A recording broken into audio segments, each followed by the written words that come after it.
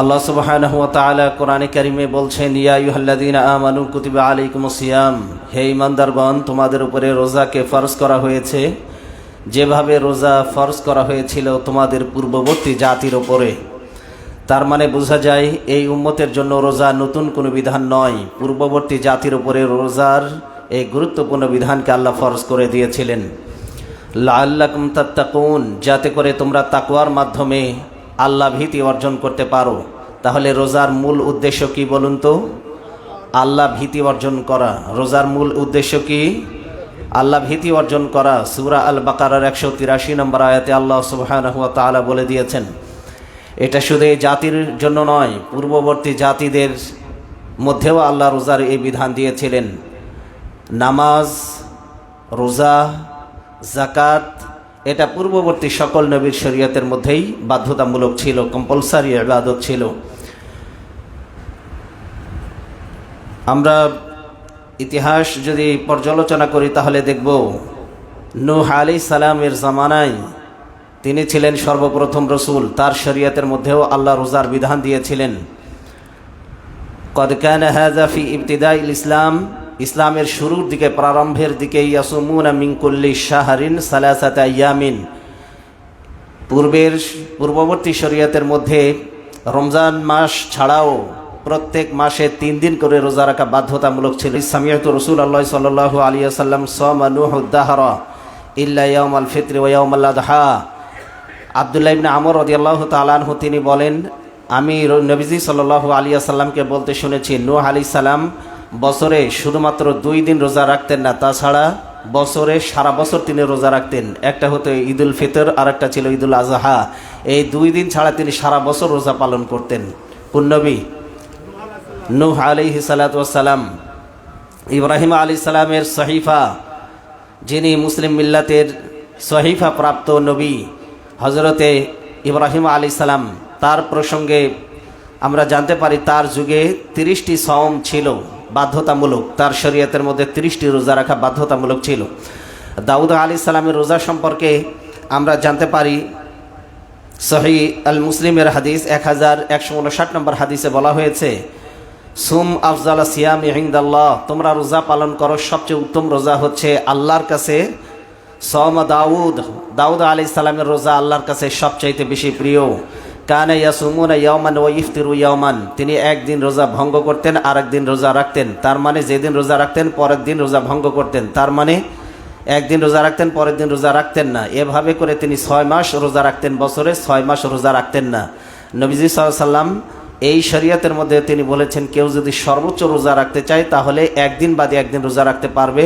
এটা হলো সওমে দাউদি, এটা আল্লাহর নিকটে সবচেয়ে উত্তম রোজা, সবচেয়ে উত্তম রোজা। মুসা আলাইহিস সালামের শরীয়তের মধ্যে রোজার বিধান আল্লাহ দিয়েছিলেন। মুসা আলাইহিস সালামের শরীয়তের মধ্যে আল্লাহ নবী সাল্লাল্লাহু আলাইহি ওয়াসাল্লাম মদিনায় আগমন করার পর তিনি দেখলেন, ফারাল ইয়াহুদিরা তাসুমু ইয়াউমা আশুরা, আশুরার দিনে তারা রোজা পালন করছে। কোন দিন? সবাই বলেন কোন দিন? ফাকালা মা হাযা, তিনি জিজ্ঞাসা করলেন যে তোমরা এই দিনে রোজা পালন করছো কেন? ক্বালু হাযা ইয়াউমুন সালিহুন হাযা ইয়াউমুন নাজাল্লাহু বনি ইসরাঈল, তিনি বললেন এই দিন পুণ্যবান একজন নবী, নেককার মানুষকে আল্লাহ সুবহানাহু ওয়া তাআলা ফিরআউন তার সম্প্রদায় থেকে আল্লাহ তাদের অত্যাচার থেকে মুক্ত করে দিয়েছিলেন। এই দিনটি হচ্ছে পুণ্যবান এবং পুণ্যময় কল্যাণকর দিন। এই দিন আল্লাহ কি করেছিলেন? নাজাল্লাহু বনি ইসরাঈল, বনি ইসরাঈলদেরকে আল্লাহ মুক্ত করে দিয়েছিলেন মিন আদুবিহিম, তাদের দুশমন থেকে। বনি ইসরাঈলের দুশমন কে ছিল? ফিরআউন। বলেন কে ছিলেন? ফিরআউন। ফাসামাহু মুসা, আর আল্লাহর শুকরিয়া জ্ঞাপনার্থে মুসা আলাইহিস সালাম সেই দিন রোজা পালন করতেন। ফাআনা হাক্কু বিমুসা মিনকুম, তিনি বললেন আমি নবী হওয়ার দিক থেকে, নবুয়তের দিক থেকে মুসা আলাইহিস সালামের সবচেয়ে নিকটবর্তী, সুতরাং তোমরা রোজা রাখার চাইতে আমি নবী হওয়ার কারণে এই রোজা রাখার ব্যাপারে বেশি হকদার। সুবহানাল্লাহ বলেন। ফাসামাহু আমারা বিসিয়ামিহি, তিনি রোজা পালন করলেন এবং সাহাবায়ে কেরামদেরকে রোজা রাখতে বললেন, আদেশ করলেন। কোন দিন?